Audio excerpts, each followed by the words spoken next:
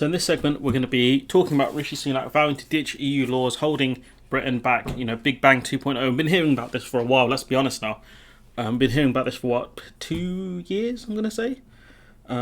They've only more recently, over the last 6 months, talked about Solvency 2, etc. But this kind of idea of a Big Bang is just nonsense. It's even been downplayed by Tories, who have said that the last regulatory Big Bang made little difference.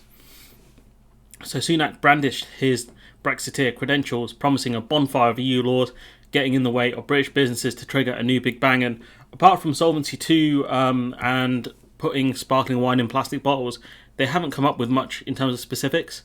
The former Chancellor pledged that he will have scrapped or reformed all of the EU law, red tape and bureaucracy that's still on our statute books, and that's 2,400 bits of legislation, I believe. He calls it slowing down economic growth. Let me put it this way, Rishi, mate. What happens when exports to the EU tank because they go through a massive amount of checks because of all this deregulation you're promising? What happens then, pal? Who are we going to sell to? He says he'll do this all by the time of the next election, if he sees Boris Johnson. Now, the next election's in 2 years. So for him to say this is ridiculous, unless he means, I would have said 2030 or something ridiculous like that, but he's saying by the next election, that's 2 years. 2 years he's talking about this reformation. Sunak said he would task a Brexit minister and a new Brexit delivery department with reviewing all 2,400 EU laws. So is he going to create 2 departments and 2 new ministers, or is it just basically giving Rees-Mogg a new remit? Because Rees-Mogg's job at the moment, Mogg has told all other ministers to review all bits of EU laws that affect, their bits of passed over EU laws, the ones that we kept. Right, Mogg told them all to review it, and he had his sunset clauses. So this is already going to happen. He would demand the first set of recommendations as to whether each law should be scrapped or reformed within the first 100 days of him in the job. And I despair, because at the end of the day, right, these ministers have much more important jobs to do than looking over EU laws and stuff like that. They have to look at new bits of legislation. Within 100 days, he's asking them to have talked about which reforms are the 2,400 bits of EU laws, 2,400. He expects ministers within 100 days to explain what they should scrap or reform. And let's not forget that the civil service is being cut dramatically. I think it's about 15% they're cutting the civil service by. Who's meant to do all this? The announcement is designed to woo pro-Brexit MPs, and these are people who are just desperate to kind of get the support of the ERG, who are just a bunch of lunatics, let's be honest now. In another article, Kemi said she would bring down levels of immigration. I mean, where have we heard that before? The Conservative Party have been saying since the 2010s they would bring immigration down to the tens of thousands. Pure lies. Tom Tug on his hat, the chairman of the Foreign Affairs Committee, said his dream of his children being able to afford their own home was turning into a nightmare. I mean, sure, but that's a nightmare you guys helped to create. So let's not forget who's been in charge for the last 12 years. Specific pledges by Sunak include overhauling retained EU regulations to trigger a Big Bang 2.0. I mean, that's going to end badly. He would set a target to make London once again the world's leading financial centre by 2027. We will never be the world's leading financial centre. Never again. It's going to be New York, because they have access to the bigger American companies. It's always going to be New York. Even Manchester United Football Club, right? They're not floated on the London Stock Exchange. They're floated on the New York Stock Exchange. And it's not just because the owners are American. It's the biggest stock market. He also said he would replace EU-delivered GDPR laws, and that's going to destroy any equivalency we have when it comes to data protections with the EU. Sunak said he strongly believed that he made the right decision in backing the Leave campaign. Because of Brexit, 21st century Britain will be sovereign, global free trading nation. I mean, we already were a global free trading nation.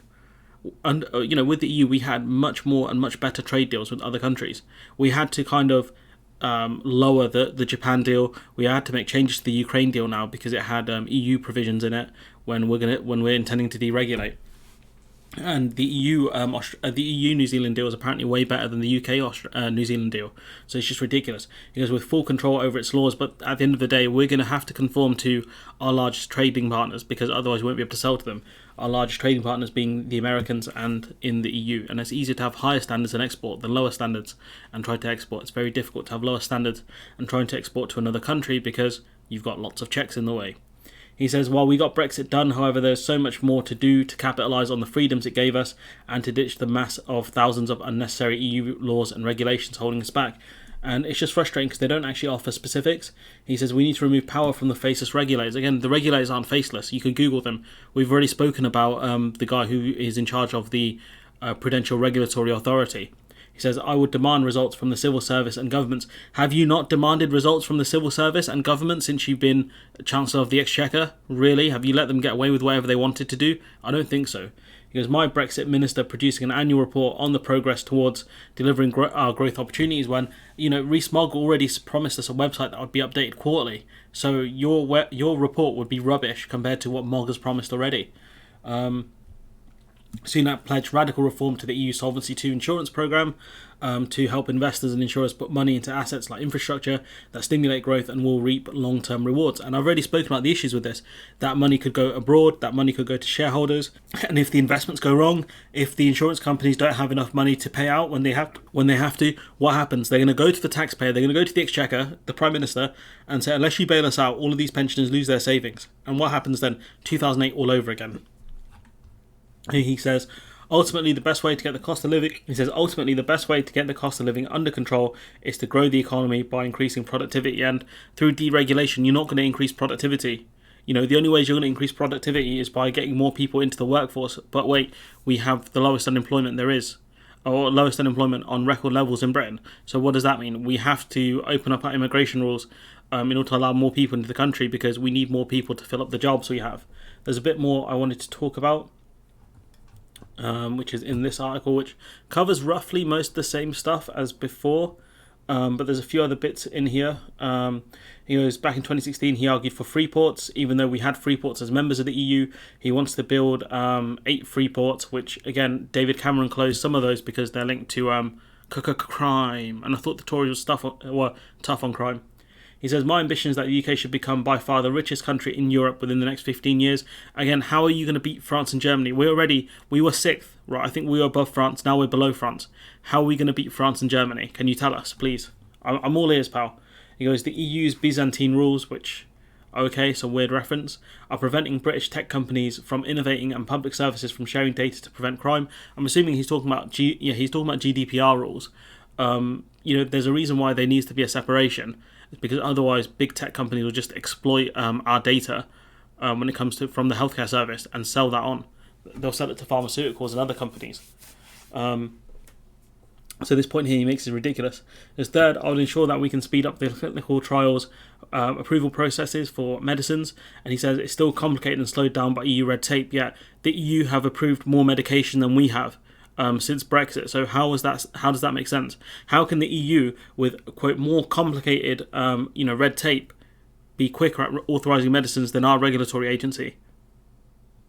Okay, silence on that one as always, because he's not got answers for this. Our success with COVID, with getting the vaccines approved, showed how we can move faster outside the EU, yet we're not moving faster. You've got one win. That's it, and that's only because the AstraZeneca vaccine had some downsides, which in the end they stopped giving it to people below a certain age. They were given the Moderna one and the Pfizer one. Why is that, Rishi? Surely that's something we should be concerned about if you're just allowing medicines to be regulated without the proper checks.